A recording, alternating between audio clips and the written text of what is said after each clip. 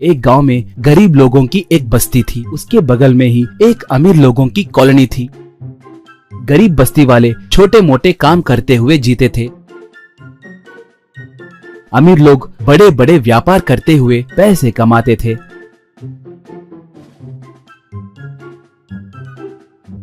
गरीब बच्चे खुद के बनाए खिलौनों से खेलने लगते।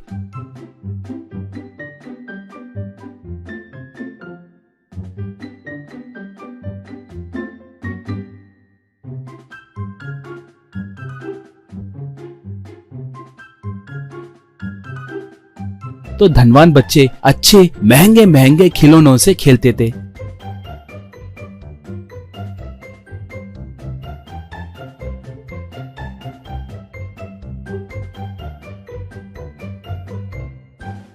धनवान बच्चे हर दम गरीब बच्चों का मजाक उड़ाते हुए उन्हें सताते रहते थे। एक धनवान बच्चा देखो देखो उनके गंदे खिलौनों को तो देखो, वो उतने गंदे हैं फिर भी वो लोग उनसे कैसे खेल रहे हैं, देखिए।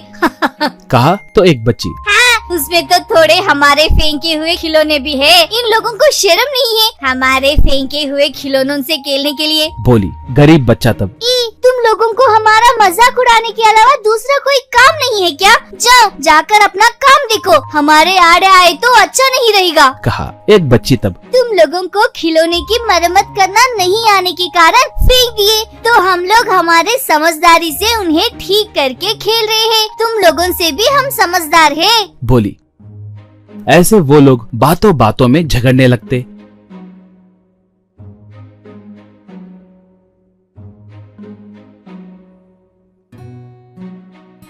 ऐसे दोनों तरफ के लोगों को भी आना पड़ता था। अब बड़े लोग भी झगड़ने लगते। गरीब आदमी, जरूर आपके बच्चों ने ही हमारे बच्चों को कुछ कहा होगा, नहीं तो हमारे बच्चे बेकार में किसी के मुंह नहीं लगते। कहा तो धनवान आदमी, क्या तुम्हारे बच्चे किसी के आड़े नहीं जाते? उनके सूरत तो देखो कैसे हैं, बड़े चोर के जैसे दिख रहे हैं, कहते थे।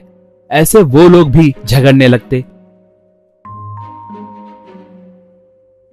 ठंड का मौसम आए तो धनवान लोग गर्म कपड़े स्वेटर पहनते थे।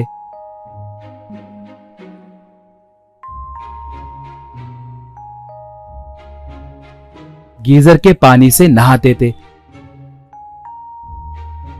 घर में हीटर रखते थे। गर्मा गर्म भोजन करते थे।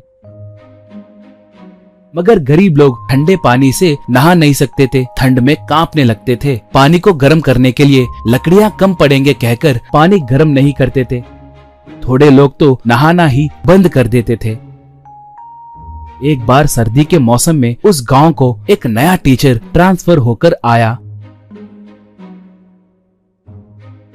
उसका नाम था सुंदरम। वो पहले दिन ही क्लास में गरीब बच्चों का अटेंडेंस कम होना गौर करता है। सुंदरम तब, बच्चों थोड़े बच्चे स्कूल को नहीं आए, क्या बात है? कहकर पूछा। तब एक अमीर बच्चा खड़े होकर, सुबह सुबह नहाने के लिए उनके पास गर्म पानी नहीं रहता सर, इसलिए वो लोग ठंड के मौसम में स्कूल को नहीं आते। अब जो लोग आए वो लोग नहाए कि नहीं पता नहीं। कहा। तब दूसरा अमीर बच्चा उठकर, लगता है वो जरूर नहीं नहाए होंगे क्योंकि बदबू यहाँ तक आ रही है, वाह। कहा। इससे अमीर बच्चे हंसने लगे।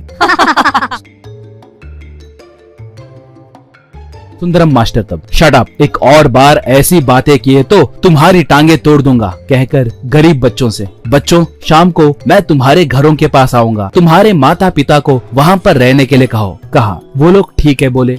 सुंदरम शाम को उन लोगों के पास गया। उन लोगों से मिलकर, तुम्हारे बच्चे ऐसे स्कूल जाना बंद किए तो वो लोग कैसे पढ़ेंगे, परीक्षा कैसे लिखेंगे, पास कैसे होंगे? दया करके बच्चों को स्कूल भिजाइए, उनका भविष्य नाश मत कीजिए। कहा तो एक, क्या करे साहब, सुबह सुबह स्कूल जाना हो तो नहाना पड़ता है, पानी गर्म करने के लिए लकड़ी चाहिए, वो खाना बनाने के लिए भी बस नहीं होते, उनसे पानी गर्म कैसे करे? हम देखते देखते बच्चों के भविष्य को क्यों नाश करेंगे? बोलिए, हमारी स्थिति को समझिए। कहा। सुंदरम तब, मुझे आपकी परेशानी समझ आई। कल से आप और आपके बच्चे सब मिलकर नदी के पास आइए, आप लोग वहीं नहाए जैसे मैं इंतजाम करूंगा। कहा।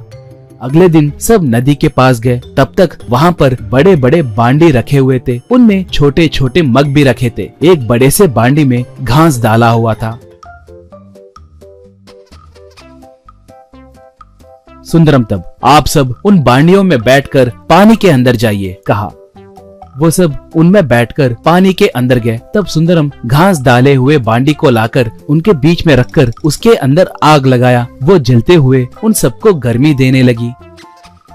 सुंदरम तब अब उस गर्मी में आप आराम से नहाइए कहा। तब सब मग से पानी पकड़कर नहाने लगे।